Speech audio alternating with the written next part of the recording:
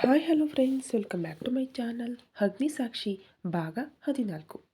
ಮತ್ತೆ ಅವನು ಕರೆದಾಗ ಯೋಚನೆಯಲ್ಲಿದ್ದ ಪ್ರಸಾದ್ ಏನ್ರಿ ಎಂದು ಅವನ ಕಡೆ ತಿರುಗಿ ನೋಡುತ್ತಾನೆ. ಆದರೂ ಅವರ ಹತ್ರ ನಿಮ್ಗೇನು ಕೆಲಸ ಅಂತ ಕೇಳ್ತಾನೆ ಅವನು. ಅದೇನಿಲ್ಲ, ಅವರು ನಮಗೆ ದೂರದ ಸಂಬಂಧಿಗಳಾಗ್ತಾರೆ. ತುಂಬ ವರ್ಷಗಳ ನಂತರ ಈ ಊರಿಗೆ ಬರ್ತಿದ್ದೀನಿ.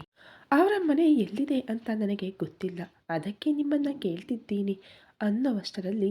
ಆದರೂ ಇವಾಗ ಅವನು ಮನೆಯಲ್ಲಿ ಯಾಕಿರ್ತಾನೆ, ಅಲ್ಲಿ ಊರಾಚೆ ಇಸ್ಪಿಟಾಡ್ತಾ ಇರ್ತಾನೆ ಅಂತ ಹೇಳಿದಾಗ, ಆ ಜಾಗ ಎಲ್ಲಿದೆ ಹೇಳ್ತೀರಾ, ಅಲ್ಲಿಗೆ ಹೋಗಿ ಅವನನ್ನು ಭೇಟಿಯಾಗ್ತೀನಿ ಅಂತ ಕೇಳ್ತಾನೆ ಪ್ರಸಾದ್.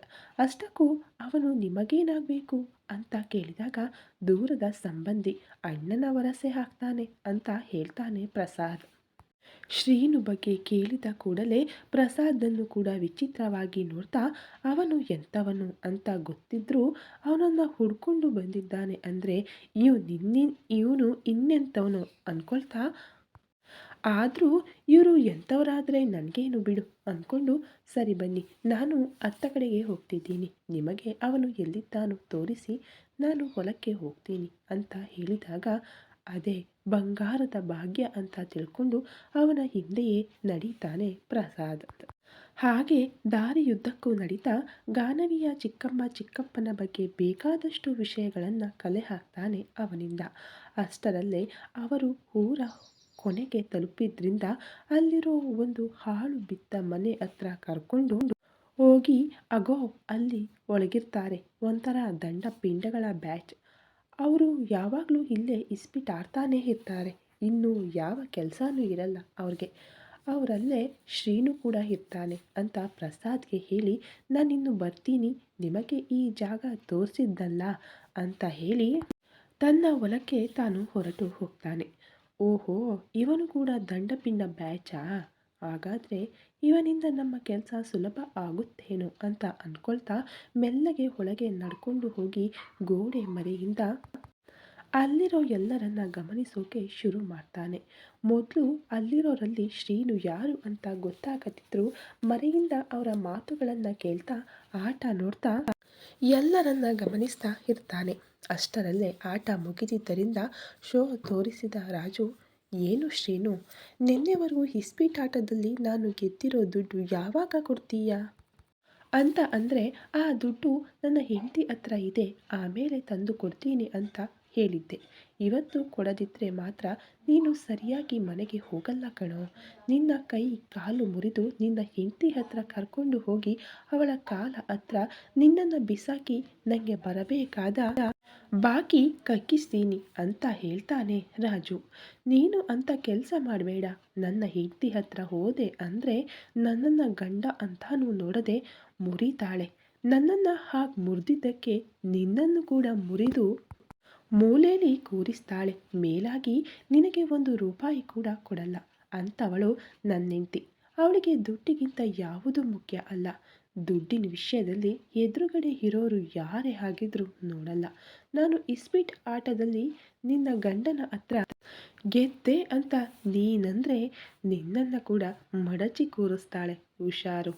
ಇನ್ನೊಂದ್ಸಲ ನನ್ನ ಮನೆ ಕಡೆ ಆ ನೆಪ ಇಟ್ಕೊಂಡು ಬರಬೇಡ. ಆದರೂ ನಾನು ಇವತ್ತು ನಿನಗೆ ದುಡ್ಡು ಕೊಡ್ತೀನಿ ಅಂದಿದ್ದಲ್ಲ, ತಂದಿದ್ದೀನಿ ಅಂತ ಹೇಳಿ ತಾನು ತಂದಿದ್ದ 3 ಲಕ್ಷದಲ್ಲಿ 1 ಲಕ್ಷ ರೂಪಾಯಿ ತೆಗೆದು ರಾಜುಗೆ ಕೊಡ್ತಾನೆ. ಇದೇನು, ನಿನ್ನೆ ತನಕ ಎಷ್ಟು ಕೇಳಿದ್ರು ನನ್ನ ಹತ್ರ ಇಲ್ಲ ಅಂತ ಅಳ್ತಿದ್ದವನು ಇದ್ದಕ್ಕಿದ್ದ ಹಾಗೆ 1 ಲಕ್ಷ ರೂಪಾಯಿ ಎಲ್ಲಿಂದ ತಂದೆ ಅಂತ ಕೇಳಿದರೆ, ಅದರಿಂದ ನಿನಗೇನಾಗಬೇಕು, ನಿನಗೆ ಕೊಡಬೇಕಾದ ದುಡ್ಡು ನಿನಗೆ ಕೊಟ್ಟಾಯ್ತಲ್ಲ, ತಗೋ, ಇದು ಈಗ ಆಡಿದ ಆಟದಲ್ಲಿ ನಾನು ಸೋತಿರೋ ದುಡ್ಡು ಅಂತ ಇನ್ನೊಂದು 10,000 ಅವನಿಗೆ ಕೊಟ್ಟು, ಇನ್ನೊಂದು ಆಟದಲ್ಲಿ ಈ ಸಲ ಖಂಡಿತ ನಾನು ನಿನಗೆ ಕೊಟ್ಟಿರೋ ದುಡ್ಡೆಲ್ಲ ಗೆಲ್ತೀನಿ ಅಂತ ಧೈರ್ಯವಾಗಿ ಮಾತಾಡ್ತಾನೆ ಶ್ರೀನು. ಶ್ರೀನು ಹತ್ರ ಅಷ್ಟು ದುಡ್ಡು ನೋಡಿದ ರಾಜು ಹೇಗಾದರೂ ಮಾಡಿ ಇವತ್ತು ಅವನ ಹತ್ರ ಇರೋ ದುಡ್ಡೆಲ್ಲ ಹೊಡಿಬೇಕು ಅಂದ್ಕೊಳ್ತಾನೆ. ಅದಕ್ಕೋಸ್ಕರ ಪಕ್ಕದಲ್ಲಿ ಇರೋನಿಗೆ ಸನ್ನೆ ಮಾಡ್ತಾನೆ. ಅವನು ಸರಿ ಅಂತ ಹೇಳಿದ ಮೇಲೆ ಮತ್ತೆ ಎಲೆ ಹಂಚುತ್ತಾರೆ ಆಟಕ್ಕೆ.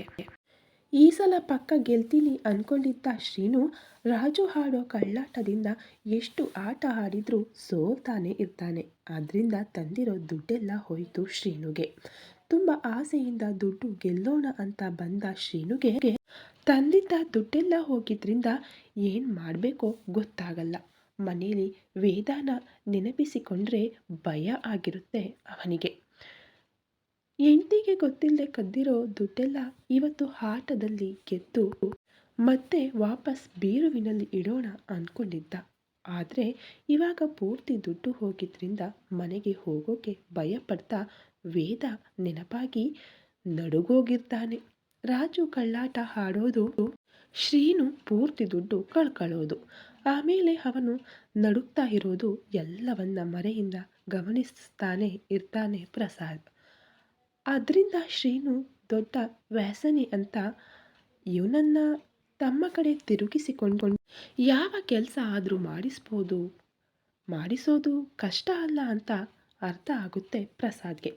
ಕಾಲೇಜ್ ಹತ್ರ ಕಲ್ಪ ಹೋಗುವಷ್ಟರಲ್ಲಿ ತುಂಬ ಗಲಾಟೆ ಇರುತ್ತೆ. ಕಲ್ಪ ಪಕ್ಕದಲ್ಲಿ ಇರೋ ತನ್ನ ಫ್ರೆಂಡ್ಸ್ನ ಏನಾಯ್ತೆ, ಇವತ್ತು ಕ್ಲಾಸ್ ನಡೀತಿಲ್ವಾ, ಕಾಲೇಜು ಫುಲ್ ಯಾಕೆ ಇಷ್ಟು ಗಲಾಟೆ ಇದೆ ಅಂತ ಕೇಳ್ತಾ ಇದ್ರೆ ಹತ್ತಿರದಲ್ಲೇ ಕಾಲೇಜ್ ಆ್ಯನಿವರ್ಸರಿ ಫಂಕ್ಷನ್ ಇದೆಯಂತೆ. ಅದರಲ್ಲಿ ಕಲ್ಚರಲ್ ಪ್ರೋಗ್ರಾಮ್ಸ್ ಕೂಡ ನಡೆಯುತ್ತಂತೆ. ಅದರಲ್ಲಿ ಭಾಗವಹಿಸೋಕೆ ಯಾರಿಗೆಲ್ಲ ಇಂಟ್ರೆಸ್ಟ್ ಇದೆಯೋ ಹೆಸರು ಕೊಡಿ ಅಂದರು. ಅದಕ್ಕೆ ಈ ಗಡಿಬಿಡಿ ಎಲ್ಲ ಅಂತಾರೆ ಅವಳ ಫ್ರೆಂಡ್ಸ್. ಇಷ್ಟಕ್ಕೂ ನೀವಿದ್ರಲ್ಲಿ ಪಾರ್ಟಿಸಿಪೇಟ್ ಮಾಡ್ತಿದ್ದೀರಾ ಅಂತ ಕಲ್ಪ ಉತ್ಸಾಹದಿಂದ ಕೇಳಿದ ಕೂಡಲೇ ಇನ್ನೂ ಏನು ಅಂದ್ಕೊಂಡಿಲ್ಲ, ಅದೇ ಯೋಚಿಸ್ತಾ ಇದ್ದೀವಿ ಯಾವುದರಲ್ಲಿ ಪಾರ್ಟಿಸಿಪೇಟ್ ಮಾಡೋಣ ಅಂತ ಹೇಳ್ತಾರೆ ಅವಳ ಫ್ರೆಂಡ್ಸ್ ಎಲ್ಲರೂ. ಹಾಗಾದರೆ ನಾವೆಲ್ಲರೂ ಸೇರಿ ಡ್ಯಾನ್ಸ್ ಮಾಡೋಣ ಅಂತ ಕೇಳ್ತಾಳೆ. ಅವರು ಕೂಡ ಸ್ವಲ್ಪ ಹೊತ್ತು ಯೋಚಿಸಿ ಸರಿ ಹಾಗಾದರೆ ಗ್ರೂಪ್ ಡ್ಯಾನ್ಸ್ ಮಾಡೋಣ ಅಂತ ಅಂದ್ಕೊಳ್ತಾರೆ. ಕಲ್ಪ, ನಿನಗೆ ಡ್ಯಾನ್ಸ್ ಅಂದರೆ ಇಷ್ಟ ಅಲ್ವೇ, ಮತ್ತು ಕ್ಲಾಸಿಕಲ್ ಕೂಡ ಕಲ್ತಿದ್ದೀಯಾ, ಬರೀ ನೀನು ಒಬ್ಬಳೇ ಒಂದು ಸಿಂಗಲ್ ಪರ್ಫಾರ್ಮೆನ್ಸ್ ಕೂಡ ಕೊಡಬಹುದು ಅಲ್ವಾ ಅಂತ ಕೇಳ್ತಾರೆ ಅವಳ ಫ್ರೆಂಡ್ಸ್ ಎಲ್ಲರೂ. ಸಿಂಗಲ್ ಪರ್ಫಾರ್ಮೆನ್ಸಾ ಅಂತ ಯೋಚಿಸ್ತಾ ಇರ್ತಾಳೆ ಕಲ್ಪ. ಏನಾಯ್ತೆ, ಏನು ಯೋಚಿಸ್ತಾ ಇದ್ದೀಯಾ, ನಮ್ಮ ಹೆಸರು ಕೂಡ ಕೊಡೋಣ ಬಾ ಅಂತ ಅವಳನ್ನು ಅಲ್ಲಿಂದ ಹೇಳ್ಕೊಂಡು ಹೋಗ್ತಾರೆ. ಅಲ್ಲಿ ಅವರ ಹೆಸರು ಕೂಡ ಡ್ಯಾನ್ಸಲ್ಲಿ ಪಾರ್ಟಿಸಿಪೇಟ್ ಮಾಡ್ತಿರೋ ಹಾಗೆ ಬರೆಸಿ ಆಮೇಲೆ ಯಾವ ಸಾಂಗ್ ಸೆಲೆಕ್ಟ್ ಮಾಡ್ಕೋಬೇಕು ಅನ್ನೋ ಯೋಚನೆಯಲ್ಲಿ ಬೀಳ್ತಾರೆ. ಹಾಗೆ ಆ ದಿನ ಪೂರ್ತಿ ಕ್ಲಾಸ್ ಏನು ನಡೆಯದೇನೆ ಕಳೆದು ಹೋಗುತ್ತೆ ಕಲ್ಪಾಗೆ ಕಾಲೇಜಿನಲ್ಲಿ. ಆದಿ ಆಫೀಸ್ಗೆ ಹೋದ ಮೇಲೆ ಅವಳು ಕೂಡ ತಿಂಡಿ ತಿಂದು ಮೇಲಿರೋ ತನ್ನ ರೂಮ್ಗೆ ಹೋಗ್ತಾಳೆ ಗಾನವಿ. ಆದಿ ಕಚ್ಚಿದ್ದರಿಂದ ಇನ್ನೂ ಅವಳಿಗೆ ನಾಭಿಯ ಪಕ್ಕ ನೋವು ಆಗ್ತಾ ಇರೋದ್ರಿಂದ ಅಸಲು ಏನಾಯ್ತು, ಇನ್ನೂ ಅಲ್ಲಿ ನನಗೆ ಉರಿತಿದೆ ಅಂತ ಯೋಚಿಸ್ತಾ ಡೋರ್ ಕ್ಲೋಸ್ ಮಾಡಿಕೊಂಡು ಬಂದು ಡ್ರೆಸ್ಸಿಂಗ್ ಟೇಬಲ್ ಮುಂದೆ ನಿಂತ್ಕೊಂಡು ಸಿಂಗಲ್ ಸೆರಗಿನಲ್ಲಿದ್ದ ತನ್ನ ಸೀರೆನ ಸ್ವಲ್ಪ ಪಕ್ಕಕ್ಕೆ ಸರಿಸಿ ನೋಡ್ಕೊಳ್ಳೋ ಅಷ್ಟರಲ್ಲಿ ಅವಳ ಸೊಂಟದ ಹತ್ರ ಆದಿ ಕೈ ಬೆರಳುಗಳ ಗುರುತು ಕಾಣಿಸ್ತಾ ಇರುತ್ತೆ. ಆದಿ ಅಲ್ಲಿ ಗಟ್ಟಿಯಾಗಿ ಪ್ರೆಸ್ ಮಾಡಿದ್ದರಿಂದ ಅಲ್ಲಿ ಸೊಂಟ ಎಲ್ಲ ಕೆಂಪಾಗಿ ಹೋಗಿರುತ್ತೆ. ಛೆಛೆ, ಯಾಕೆ ಇಲ್ಲಿ ಇಷ್ಟು ಕಲೆ ಆಗಿದೆ ಅಂತ ಯೋಚಿಸ್ತಾ ಸೀರೆ ಸೆರಗು ಇನ್ನೊಂದು ಚೂರು ಪಕ್ಕಕ್ಕೆ ಸರಿಸಿ ನೋಡಿದ ಕೂಡಲೇ ನಾಭಿಯ ಹತ್ರ ಆದಿ ಕಚ್ಚಿರೋ ಗುರುತು ಕ್ಲಿಯರ್ ಆಗಿ ಕಾಣುತ್ತೆ. ಆ ಗುರುತುಗಳನ್ನು ನೋಡಿದ ಗಾನವಿಗೆ ಮೊದಲು ಏನೂ ಅರ್ಥ ಆಗಲ್ಲ. ಆದರೆ ಅಸಲು ಏನಾಯ್ತು ಅಂತ ಯೋಚಿಸಿದ ಗಾನವಿಗೆ ಅದು ಆದಿ ಹಲ್ಲುಗಳ ಗುರುತೇ ಅಂತ ಗೊತ್ತಾದ ಕೂಡಲೇ ಒಂದೇ ಸಲ ಸಂತೋಷದ ಜೊತೆ ಕೆನ್ನೆಯಲ್ಲಿ ನಾಚಿಕೆ ಕೂಡ ತುಂಬಿ ಬರುತ್ತೆ. ಮೇಲಕ್ಕೆ ನಾನೇನು ಮಾಡಿಲ್ಲ ಅಂತ ತಪ್ಪಿಸ್ಕೊಂಡ್ರು. ಅವನು ಮಾಡಿದ ಕೆಲಸಕ್ಕೆ ಸಾಕ್ಷಿಯಾಗಿ ಅಲ್ಲಿ ಆದಿ ಹಲ್ಲಿನ ಗುರುತುಗಳು ಕಾಣಿಸ್ತಾ ಇದ್ರೆ ಅಂದರೆ ಅವರು ನನ್ನನ್ನು ತನ್ನ ಹೆಂಡತಿಯಾಗಿ ಒಪ್ಪಿಕೊಂಡ್ರಾ, ಅದಕ್ಕೆ ಇವತ್ತು ನನ್ನ ಹತ್ರ ಅವರು ಆ ರೀತಿ ನಡ್ಕೊಂಡ್ರಾ ಅನ್ನೋ ಆಲೋಚನೆ ಬಂದ ಕೂಡಲೇ ತನ್ನ ಜೀವನದಲ್ಲೂ ಕೂಡ ಒಳ್ಳೆ ದಿನಗಳು ಬರುತ್ತಾ ಅನ್ನೋ ಯೋಚನೆಯಲ್ಲೇ ಅವಳ ಮುಖದಲ್ಲಿ ಸಂತೋಷ ತುಂಬಿ ಹೋಗುತ್ತೆ. ಆ ಸಂತೋಷದಲ್ಲೇ ಗೋಡೆ ಕಡೆ ತಲೆ ತಿರುಗಿಸಿ ನೋಡಿದ ಗಾನವಿಗೆ ಅವರ ಮದುವೆ ಫೋಟೋ ಸುಂದರವಾಗಿ ಅಲ್ಲಿ ಕಾಣಿಸುತ್ತೆ. ಅಷ್ಟರಲ್ಲೇ ಆದಿಗೆ ಅಡುಗೆ ಮಾಡಬೇಕು ಅಂತ ನೆನಪಾಗಿ ಮತ್ತೆ ಅಡುಗೆ ಮನೆಗೆ ಹೋಗ್ತಾಳೆ ಗಾನವಿ.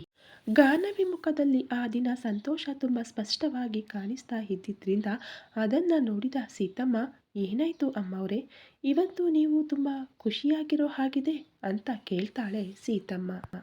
ಅದೇನಿಲ್ಲ ಸೀತಮ್ಮ, ನಾನು ಮಾಮೂಲಾಗೆ ಇದ್ದೀನಿ. ಅವ್ರಿಗೆ ಲಂಚ್ ಟೈಮ್ಗೆ ಕ್ಯಾರಿಯರ್ ಕಳಿಸ್ಬೇಕು ಅಲ್ವಾ, ಅಡುಗೆ ಮಾಡೋಕೆ ಅಂತ ಬಂದೆ ಅಂತ ತನಗೆ ಬೇಕಾದ ತರಕಾರಿಗಳನ್ನು ಫ್ರಿಜ್ಜಿನಿಂದ ತೆಗಿತಾಳೆ. ಆದರೆ ಗಾನವಿ ಎಷ್ಟೇ ಮುಚ್ಚಿಡಬೇಕು ಅಂದ್ಕೊಂಡ್ರೂ ಅವಳ ಮುಖದಲ್ಲಿರೋ ಸಂತೋಷ, ಅವಳ ಕೆನ್ನೆಯ ಕೆಂಪು ಸ್ಪಷ್ಟವಾಗಿ ಕಾಣಿಸ್ತಾ ಇರುತ್ತೆ ಸೀತಮ್ಮನಿಗೆ. ಯಾವಾಗಲೂ ಏನೋ ಕಳ್ಕೊಂಡೋರ್ ಥರ ಇರ್ತಿದ್ದ ಗಾನವಿ ಆವತ್ತು ಖುಷಿಯಾಗಿ ಇರೋದನ್ನು ನೋಡಿ, ಹೋಗಲಿ ಬಿಡು, ಇಷ್ಟು ದಿನಕ್ಕಾದರೂ ಈ ಅಮ್ಮವರಿಗೆ ಒಳ್ಳೆ ದಿನಗಳು ಬಂದ ಹಾಗಿದೆ ಅಂತ ಮನಸ್ಸಲ್ಲೇ ಅನ್ಕೋತಾಳೆ ಸೀತಮ್ಮ. ಎಲ್ಲ ತರಕಾರಿ ತೆಗೆದಿಟ್ಟ ಮೇಲೆ ನಿಮ್ಮ ಚಿಕ್ಕೇಜಮಾನ್ರಿಗೆ ಯಾವ ಅಡುಗೆ ಅಂದರೆ ಇಷ್ಟ ಹೇಳಿ ಸೀತಮ್ಮ ಅಂತ ಕೇಳ್ತಾಳೆ ಗಾನವಿ. ಗಾನವಿ ಹಾಗೆ ಯಾಕೆ ಕೇಳ್ತಿದ್ದಾಳೆ ಅಂತ ಅರ್ಥ ಆಗದಿದ್ರೂ ಆದಿಗೋಸ್ಕರ ತಪ್ಪಿಸತ್ತಿದ್ದಾಳೆ ಅಂತ ಅರ್ಥ ಆಗಿ, ಆದಿ ಏನೇನು ಇಷ್ಟಪಟ್ಟು ತಿಂತಾನೋ ಆ ಲಿಸ್ಟ್ ಎಲ್ಲ ಹೇಳ್ತಾಳೆ ಸೀತಮ್ಮ. ಅದರಲ್ಲಿ ಕೆಲವನ್ನ ಸೆಲೆಕ್ಟ್ ಮಾಡಿಕೊಂಡು ಅದಕ್ಕೆ ಬೇಕಾಗಿರೋದೆಲ್ಲ ತೆಗೆದಿಟ್ಕೊಳ್ತಾಳೆ ಗಾನವಿ. ಆದಿಗೆ ಇಷ್ಟವಾದದ್ದೆಲ್ಲ ತುಂಬ ಜಾಗ್ರತೆಯಿಂದ ಶ್ರದ್ಧೆ ಇಟ್ಟು ಮಾಡಿ ಲಂಚ್ ಕ್ಯಾರಿಯರ್ ರೆಡಿ ಮಾಡುತ್ತಾಳೆ ಗಾನವಿ. ಕೊನೆಗೆ ಆದಿಗೆ ಬಾದಾಮಿ ಪಾಯಸ ಅಂದರೆ ಇಷ್ಟ ಅಂತ ಸೀತಮ್ಮ ಹೇಳಿದ್ದಕ್ಕೆ ಅದನ್ನು ಕೂಡ ರೆಡಿ ಮಾಡಿ ಕ್ಯಾರಿಯರ್ನಲ್ಲಿ ಪ್ಯಾಕ್ ಮಾಡ್ತಾಳೆ. ಇಲ್ಲಿ ಶ್ರೀನು ಬಗ್ಗೆ ಇಂದಿನ ದೃಶ್ಯ ರಿಪೀಟ್ ಆಗಿದೆ. ಆದರೆ ರಾಜು ಅವನನ್ನು ಹಾಡಿಕೊಳ್ಳುವ ಭಾಗ ಇಲ್ಲಿದೆ. ಶ್ರೀನು ಹತ್ರ 3 ಲಕ್ಷ ಕಿತ್ಕೊಂಡ ರಾಜು ಸಂತೋಷದಿಂದ, ಇವತ್ತು ಇಷ್ಟು ದುಡ್ಡು ಗೆದ್ದಿದ್ದೀನಿ, ಮತ್ತೆ ನಾಳೆ 5 ಲಕ್ಷ ತಗೊಂಡು ಬಾರೋ ಶ್ರೀನು, ಆ ದುಡ್ಡಿಂದ ಮತ್ತೆ ಹಾಡಿ ನಿನ್ನ ದುಡ್ಡು ಗೆಲ್ಲುವಂತೆ ಅಂತ ಹಾಡ್ಕೊಳ್ತಾ ಇರ್ತಾನೆ. ರಾಜು ಮಾತುಗಳಿಗೆ ಕೋಪಗೊಂಡು ಅಲ್ಲಿಂದ ಹೊರಟು ಹೋಗ್ತಾನೆ ಶ್ರೀನು. ಆದಿ ಆಫೀಸ್ಗೆ ಯಾವಾಗಿನ ತರಹನೇ ಗಾನವಿ ಕ್ಯಾರಿಯರ್ ಕಳಿಸ್ತಾಳೆ. ಲಂಚ್ ಬಾಕ್ಸ್ ಓಪನ್ ಮಾಡಿದ ಕೂಡಲೇ ಎಲ್ಲ ಆದಿಗೆ ಇಷ್ಟವಾದ ಐಟಮ್ಸ್ ಇರೋದನ್ನು ನೋಡಿ ದೀಪಕ್, ಅರೆ ಬಾವ, ನೀನು ತುಂಬ ಅದೃಷ್ಟವಂತ ಕಣೋ, ನೋಡು ಎಲ್ಲ ನಿನಗೇನು ಇಷ್ಟವೋ ಅವೇ ಇವೆ, ನಿನಗೇನೇನು ಇಷ್ಟನೋ ಎಲ್ಲ ತಿಳ್ಕೊಂಡು ಹತ್ರ ಇದ್ಕೊಂಡು ಅಡುಗೆ ಮಾಡಿ ಕಳಿಸಿದ್ದಾಳೆ ನನ್ನ ತಂಗಿ ಅಂದಾಗ ದೀಪಕ್ ಮಾತಿಗೆ ಏನೂ ಮಾತನಾಡದೆ ಎದುರುಗಡೆ ಇರೋ ಐಟಮ್ಸ್ ನೋಡ್ತಾ, ಎಲ್ಲ ತನಗೆ ಇಷ್ಟವಾದದ್ದೇ ಇರೋದ್ರಿಂದ ತೃಪ್ತಿಯಾಗಿ ಊಟ ಮಾಡ್ತಾನೆ. ನಿಜವಾಗ್ಲೂ ಈ ಹುಡುಗಿ ಕೈ ರುಚಿ ಅದ್ಭುತವಾಗಿದೆ ಅಂತ ಮನಸ್ಸಲ್ಲೇ ಅಂದ್ಕೊಳ್ತಾನೆ. ಕೊನೆಗೆ ಸಪರೇಟಾಗಿ ಯಾವುದೋ ಬಾಕ್ಸ್ ಕಾಣಿಸೋಷ್ಟರಲ್ಲಿ, ಇನ್ನೂ ಈ ಕ್ಯಾರಿಯರ್ನಲ್ಲಿ ಏನೋ ಇದೆ ಕಣೋ ಅಂತ ದೀಪಕ್ ಆ ಬಾಕ್ಸ್ನ ತೆಗಿತಾನೆ. ಅದು ತೆಗಿತಾ ಇದ್ದ ಹಾಗೆ ಸಿಹಿಯಾದ ಘಮ ಬರೋದ್ರಿಂದ ಅದೇನಿರಬಹುದು ಅಂತ ಕುತೂಹಲ ತಡೆಯಲಾಗದೆ ಓಪನ್ ಮಾಡ್ತಾನೆ ದೀಪಕ್. ಓಪನ್ ಮಾಡಿದ ಕೂಡಲೇ ಅದು ಬಾದಾಮಿ ಪಾಯಸ ಅಂತ ಅರ್ಥ ಆಗುತ್ತೆ. ಚೆನ್ನಾಗಿ ತುಪ್ಪದಲ್ಲಿ ಹುರಿದ ಗೋಡಂಬಿ ಮೇಲೆ ತೇಲ್ತಾ ಇದ್ದರೆ ಏಲಕ್ಕಿ ವಾಸನೆ ಮೂಗಿಗೆ ಬಡಿತಾ ಇರುತ್ತೆ. ಆ ವಾಸನೆಗೆ ಟೆಂಪ್ಟ್ ಆಗೋಗ್ತಾನೆ ದೀಪಕ್. ಆಹಾ, ವಾಸನೆ ಇಷ್ಟು ಚೆನ್ನಾಗಿದ್ದರೆ ಟೇಸ್ಟ್ ಇನ್ನೇಗಿರುತ್ತೋ ಅಂದ್ಕೊಳ್ತಾ ತಕ್ಷಣ 2 ಗ್ಲಾಸ್ನಲ್ಲಿ ಅದನ್ನು ಹಾಕಿ, ಲೇ, ಇದು ಮಾತ್ರ ಖಂಡಿತ ನಿನಗೋಸ್ಕರನೇ ಮಾಡಿ ಕಳಿಸಿದ್ದಾಳೆ ಕಣೋ ನನ್ನ ತಂಗಿ, ಇವತ್ತು ತುಂಬ ಖುಷಿಯಾಗಿರೋ ಹಾಗಿದೆ, ಅದಕ್ಕೆ ನಿನಗೆ ಇಷ್ಟ ಆಗೋದು ಏನು ಅಂತ ಎಲ್ಲ ತಿಳ್ಕೊಂಡು ಅಡುಗೆ ಮಾಡಿ ಕಳಿಸಿದ್ದಾಳೆ ಅಂದಹಾಗೆ ಇಷ್ಟಕ್ಕೂ ನನ್ನ ತಂಗಿ ಖುಷಿ ಪಡೋ ಹಾಗೆ ಅಷ್ಟಾಗಿ ಏನು ಮಾಡಿದೆ ಕಣೋ ಅಂತ ಕೇಳ್ತಾನೆ ಇರ್ತಾನೆ. ದೀಪಕ್ ಮಾತಿಗೆ ಬೆಳಿಗ್ಗೆ ತಾನು ಬರೋಕ್ಕೂ ಮುಂಚೆ ಗಾನವಿಯನ್ನು ಹೇಗೆ ಕಾಡಿಸಿದ್ನೋ ನೆನಪಾಗಿ ಆದಿ ತುಟಿಗಳ ಮೇಲೆ ಸಣ್ಣ ನಗು ಬರುತ್ತೆ. ಆದರೆ ದೀಪಕ್ ಪಾಯಸ ಸರ್ವ್ ಮಾಡ್ತಾ ಆದಿ ನಗುನ ಗಮನಿಸಲ್ಲ. ಏನೋ ನಾನು ಕೇಳಿದ್ದಕ್ಕೆ ಉತ್ತರ ಹೇಳಲಿಲ್ಲ, ಹೇಳೋ ನನ್ನ ತಂಗಿ ಯಾಕೆ ಖುಷಿಯಾಗಿದ್ದಾಳೋ ಅಂದಾಗ, ನನಗೆ ಹೇಗೆ ಗೊತ್ತಾಗುತ್ತೆ ಕಣೋ, ನಾನು ಕೂಡ ನಿನ್ನ ಜೊತೆ ಇಲ್ಲೇ ಆಫೀಸ್ನಲ್ಲೇ ಇದ್ದೀನಲ್ವಾ, ನನಗೇನಾದರೂ ದಿವ್ಯ ದೃಷ್ಟಿ ಇದೆಯಾ, ಮನೇಲಿ ಏನು ನಡೀತು ತಿಳ್ಕೊಳ್ಳೋಕೆ ಅಂತ ಹೇಳ್ತಿದ್ರೆ ಅನುಮಾನವಾಗಿ ಆದಿನ ನೋಡ್ತಾ, ಹಾಗಾದರೆ ಅವಳು ಯಾಕೆ ಖುಷಿಯಾಗಿದ್ದಾಳೆ ಅಂತ ನಿನಗೆ ಗೊತ್ತಿಲ್ಲ ಅಂತೀಯ, ಅವಳ ಖುಷಿಯಲ್ಲಿ ನಿನ್ನ ಕೈವಾಡ ಇಲ್ಲ ಅಂತೀಯ, ಆದರೂ ನಿನ್ನ ಅವತಾರ ನೋಡ್ತಿದ್ರೆ ನನಗ್ಯಾಕೋ ಡೌಟ್ ಬರ್ತಿದೆ ಕಣೋ ಅಂತ ಹೇಳ್ತಿದ್ರೆ, ಸಾಕು ಬಿಡು ನಿಲ್ಲಿಸು, ಮೊದಲು ಆ ಪಾಯಸದ ಕಡೆ ನೋಡು ಅನ್ನೋದ್ರಿಂದ ಆ ಟಾಪಿಕ್ಕಿಂದ ಡೈವರ್ಟ್ ಆಗ್ತಾನೆ ದೀಪಕ್. ದೀಪಕ್ ಬಡಿಸ್ತಾ ಇದ್ರೆ ಆದಿ ಕೂಡ ಆ ವಾಸನೆಗೆ ಕರಗಿ ಹೋಗ್ತಿದ್ರು. ದೀಪಕ್ ಮುಂದೆ ಮಾತ್ರ ತೋರಿಸಿಕೊಳ್ಳಲ್ಲ. ತಾನು ಒಂದು ಗ್ಲಾಸ್ ತಗೊಂಡು ಇನ್ನೊಂದು ಗ್ಲಾಸ್ ಆದಿಗೆ ಕೊಟ್ಟ ಕೂಡಲೇ ಅದರ ಟೇಸ್ಟ್ ನೋಡ್ತಾನೆ. ನಿಜವಾಗ್ಲೂ ತುಂಬ ಚೆನ್ನಾಗಿರುತ್ತೆ ಅದು. ಅದರಿಂದ ಇನ್ನೊಂದು ಗ್ಲಾಸ್ ಕೂಡ ತಗೊಂಡು ಕುಡಿತಾನೆ. ಅದನ್ನು ನೋಡಿ, ನೀನು ಎಷ್ಟಾದರೂ ಹೇಳೋ, ನನ್ನ ತಂಗಿ ಮಾತ್ರ ನಿಜವಾಗ್ಲೂ ಎದುರುಗಡೆ ಇರೋರ ಹೊಟ್ಟೆ ತುಂಬಿಸೋದ್ರಲ್ಲಿ ಅನ್ನಪೂರ್ಣೆ ಅಂತ ಗಾನವಿನ ದೀಪಕ್ ಹೊಗಳ್ತಾ ಇದ್ರೆ, ದೀಪಕ್ಗೆ ಕಾಣದ ಹಾಗೆ ನಕ್ಕೊಳ್ತಾ ಇಬ್ಬರು ಸೇರಿ ಪಾಯಸದ ಬಾಕ್ಸ್ ಪೂರ್ತಿ ಖಾಲಿ ಮಾಡ್ತಾರೆ. ಮನೇಲಿ ಗಾನವಿ ಅಸಲು ಅವ್ರಿಗೆ ನಾನು ಮಾಡಿದ ಅಡುಗೆ ಇಷ್ಟ ಆಗಿರುತ್ತಾ, ಅವ್ರಿಗೆ ತುಂಬ ಇಷ್ಟ ಅಂತ ಮಾಡಿದ ಬಾದಾಮಿ ಪಾಯಸನ ಕನಿಷ್ಠ ಟೇಸ್ಟ್ ಆದರೂ ಮಾಡಿರ್ತಾರಾ ಅಂತ ಯೋಚಿಸ್ತಾ ಇರ್ತಾಳೆ. ಅಷ್ಟರಲ್ಲಿ ಕಿಚನ್ನಿಂದ ಸೀತಮ್ಮ ಹೊರಗಡೆ ಬಂದು, ಏನಮ್ಮವ್ರೆ ಇನ್ನೂ ಊಟ ಮಾಡದೆ ಏನು ಯೋಚಿಸ್ತಿದ್ದೀರಾ? ಈಗಾಗಲೇ ತುಂಬ ಲೇಟ್ ಆಯಿತು, ಇನ್ನೂ ತಿನ್ನಿ ಅಂತ ಹೇಳಿ ಗಾನವಿಗೆ ಬಡಿಸೋಕೆ ಹೋಗ್ತಾಳೆ. ಆಗಲೇ ಏನಂತ ಟೈಮ್ ಆಯಿತು ಸೀತಮ್ಮ, ಆಮೇಲೆ ತಿಂತೀನಿ ಅಂತಾಳೆ. ಅದೇನು ಕುಳಿತುಕೊಳ್ಳಿ, ಮೊನ್ನೆ ತಾನೇ ಜ್ವರ ಬಂದು ಹೋಗಿದೆ, ಮತ್ತೆ ಹೀಗೆ ಟೈಮ್ಗೆ ಊಟ ಮಾಡದೆ ಲೇಟ್ ಮಾಡ್ತಾ ಇದ್ದರೆ ಮತ್ತೆ ನಿಮ್ಮ ಆರೋಗ್ಯ ಹಾಳಾಗುತ್ತೆ. ನೀವು ಟೈಮ್ಗೆ ಊಟ ಮಾಡಲೇಬೇಕು ಅಂತಾಳೆ ಸೀತಮ್ಮ. ಆದಿಗೆ ತನ್ನ ಅಡುಗೆ ಇಷ್ಟ ಆಯಿತೋ ಇಲ್ವೋ ಅನ್ನೋ ಯೋಚನೆಯಲ್ಲೇ ಸೀತಮ್ಮ ಹಾಕಿದ ಊಟನ ಮುಗಿಸ್ತಾಳೆ ಗಾನವಿ. ಅವಳ ಕೈ ರುಚಿ ಚೆನ್ನಾಗಿರುತ್ತೆ ಅಂತ ಅವರ ಊರಲ್ಲಿ ಎಲ್ಲರೂ ಹೇಳ್ತಾರೆ. ಆದರೆ ತನ್ನ ಗಂಡನಿಗೆ ಇಷ್ಟ ಆಯಿತೋ ಇಲ್ವೋ ಅನ್ನೋ ತಪನೆಯಿಂದಲೇ ಯೋಚಿಸ್ತಾ ಇರ್ತಾಳೆ ಗಾನವಿ. ಆದಿ ತಿನ್ನ ಇಲ್ವಾ ಅಂತ ಹೇಗೆ ತಿಳ್ಕೊಳ್ಳೋದು ಅಂತ ಯೋಚಿಸ್ತಿದ್ದ ಗಾನವಿಗೆ ದೀಪಕ್ ನೆನಪಾಗ್ತಾನೆ. ದೀಪಕ್ ಅಣ್ಣನಿಗೆ ಫೋನ್ ಮಾಡಿ ಕೇಳಿದರೆ ಗೊತ್ತಾಗುತ್ತೆ ಅಲ್ವಾ ಅಂತ ಅಂದ್ಕೋತಾಳೆ. ಆದರೆ ದೀಪಕ್ ನಂಬರ್ ಅವಳ ಹತ್ರ ಇಲ್ಲ. ಯಾರನ್ನ ಕೇಳಬೇಕು, ಹೇಗೆ ಕೇಳಬೇಕು ಅಂತ ಅರ್ಥ ಆಗಲ್ಲ ಗಾನವಿಗೆ. ತಕ್ಷಣ ಅರುಂಧತಿ ಅವರ ನೆನಪು ಬಂದು, ಅಮ್ಮಮ್ಮನಿಗೆ ಗೊತ್ತಿದ್ದೇ ಇರುತ್ತೆ ಅಂತ ಅಂದ್ಕೊಂಡು ಅವರನ್ನು ಕೇಳಲ್ಲ ಬೇಡವಾ ಅಂತ ಸೋಫಾದಲ್ಲಿ ಕೂತು ಯೋಚಿಸ್ತಾ, ಕೇಳಿದರೆ ದೀಪಕ್ ನಂಬರ್ ನಿನಗ್ಯಾಕೆ ಅಂದರೆ ಏನು ಥರ ಹೇಳಬೇಕು ಅಂತ ಅಂದ್ಕೊಳ್ತಾ ಇರ್ತಾಳೆ.